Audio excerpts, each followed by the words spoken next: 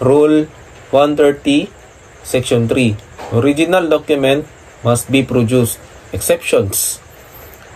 When the subject of inquiry is the contents of a document, writing, recording, photograph, or other record, no evidence is admissible other than the original document itself, except in the following cases. A.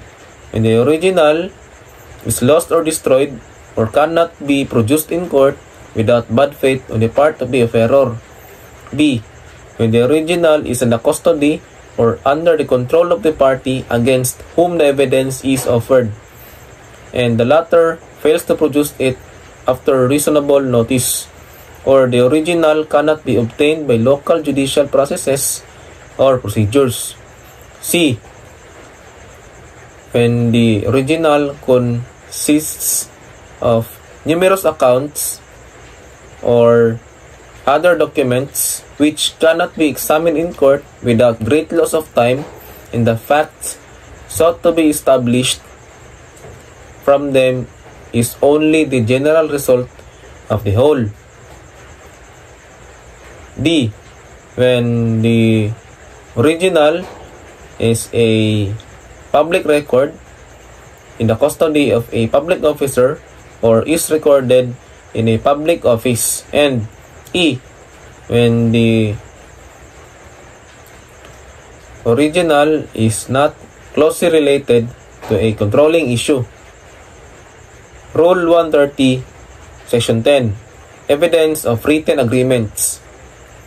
When the terms of an agreement have been reduced to writing, it is considered as containing all the terms agreed upon, and there can be, as between the parties and their successors in interest, no evidence of such terms other than the contents of the written agreement.